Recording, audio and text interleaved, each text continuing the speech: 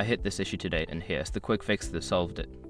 If you're trying to remove a card from LBank and feeling stuck, follow these simple steps. Step 1. Log into your LBank account. Start by opening the LBank app or website and enter your login credentials to access your account. Step 2. Navigate to the wallet section. Once logged in, find and click on the wallet option in the main menu to access your payment methods.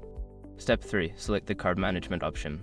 In the wallet section, look for card management or manage cards to view your linked cards. Step 4. Choose the card to remove.